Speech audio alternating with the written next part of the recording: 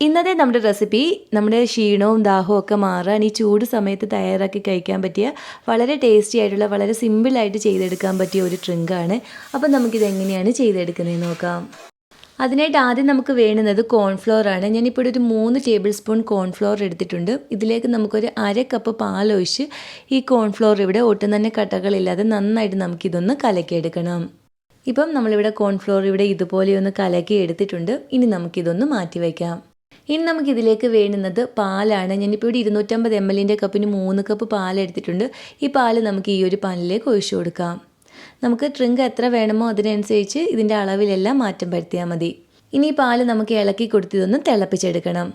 പാലൊന്ന് ചൂടായി വരുമ്പോൾ നമുക്കിതിലേക്ക് മധുരത്തിന് ആവശ്യമായ പഞ്ചസാര ചേർത്ത് കൊടുക്കാം. ഞാനിപ്പോൾ ഇതിലേക്ക് ഒരു 1/2 കപ്പ് പഞ്ചസാര കൂടി ചേർത്ത് കൊടുക്കുന്നുണ്ട്. പഞ്ചസാരയും ചേർത്ത് കൊടുത്ത ശേഷം നമുക്ക് 2-3 മിനിറ്റ് ഒന്ന് ഇളക്കി കൊടുത്താൽ ഈ പാലൊന്ന് നന്നായിട്ടൊന്ന് തിളപ്പിച്ചെടുക്കണം. അതുപോലെ തന്നെ നിങ്ങൾക്ക് ഈ വീഡിയോ ഇഷ്ടപ്പെടുകയാണെങ്കിൽ ഇതുപോലുള്ള റെസിപ്പികൾക്ക് ഈ ചാനൽ സബ്സ്ക്രൈബ് ചെയ്യാനും നിങ്ങളുടെ അഭിപ്രായം വീഡിയോയുടെ താഴെ കമൻറ്റായിട്ട് അറിയിക്കാനും മറക്കല്ലേ.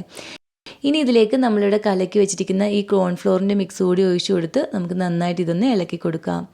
ഇത് ഒഴിച്ച ശേഷം നമ്മൾ കൈവിടാതെ തന്നെ ഇളക്കി കൊടുത്തുകൊണ്ടേയിരിക്കണം. കോൺഫ്ലോർ ഒഴിച്ചു കൊടുത്ത ശേഷം ഒരു 3-4 മിനിറ്റ് നമുക്ക് തീ ഒന്ന് കുറച്ച് വെച്ച് ഇങ്ങനെ ഒന്ന് ഇളക്കി കൊടുത്തൊന്ന് തിളപ്പിച്ചെടുക്കണം. ഇപ്പം പാലിവിടെ ചെറുതായിട്ടൊക്കെ ഒന്ന് കുറുകിയൊക്കെ വന്നിട്ടുണ്ട്. ഈ ഒരു സമയം ആകുമ്പോൾ നമുക്ക് ഫ്ലെയിം ഓഫ് ചെയ്ത് പാലിൻ്റെ ചൂടൊന്ന് മാറാൻ വേണ്ടി മാറ്റി വയ്ക്കാം. ചൂടൊന്ന് മാറിയ ശേഷം നമുക്കിത് ഫ്രിഡ്ജിൽ വെച്ചൊന്ന് തണുപ്പിച്ചെടുക്കാം. ഇനി നമുക്കിതിലേക്ക് വേണ്ടുന്നത് മാങ്ങയാണ്. ഞാനിപ്പോൾ ഇവിടെ 3 നല്ല പഴുത്ത മാങ്ങ എടുത്തിട്ടുണ്ട്. ഇത് ചെറിയ മാങ്ങയാണ്. ഇതിൻ്റെ തൊലിയൊക്കെ കളഞ്ഞ് നമ്മൾ ഇതുപോലെ ഒന്ന് കട്ട് ചെയ്ത് എടുത്തിട്ടുണ്ട്. ഇനി നമുക്കിതൊന്ന് അരച്ചെടുക്കുന്നതിനായിട്ട് ഈ ഒരു മിക്സർ ജാറിലേക്ക് ഇട്ട് കൊടുക്കാം. നല്ല പേസ്റ്റ് പരുവത്തിൽ തന്നെ വേണം നമ്മളിതൊന്ന് അരച്ചെടുക്കാൻ. ഇപ്പം മാങ്ങ ഇവിടെ നല്ല പേസ്റ്റ് പരുവത്തിൽ ഇതുപോലെ ഒന്ന് അരച്ചെടുത്തിട്ടുണ്ട്. ഇനി നമുക്കിതൊന്ന് മാറ്റി വയ്ക്കാം. ഇനി വേണ്ടുന്നത് സബ്ജ സീഡ്സ് ആണ്. അത് 1 ടേബിൾ സ്പൂൺ എടുത്തിട്ടുണ്ട്. അത് നമുക്ക് ഈ ഒരു ബൗളിലേക്ക് ഇട്ട് കൊടുക്കാം. ഇനി ഇതിലേക്ക് ഒരു 1/2 കപ്പ് വെള്ളം കൂടി ഒഴിച്ചു കൊടുത്ത് ഒരു 5 മിനിറ്റ് നമുക്കിതൊന്ന് കുതിരാൻ വേണ്ടി മാറ്റി വയ്ക്കാം. ഇപ്പം നമ്മുടെ പാല് ഫ്രിഡ്ജിൽ വെച്ചൊന്ന് തണുപ്പിച്ച് എടുത്തിട്ടുള്ളതാണ്. അത് നമുക്ക് ഈ ഒരു ബൗളിലേക്കൊന്ന് ഒഴിച്ചു കൊടുക്കാം.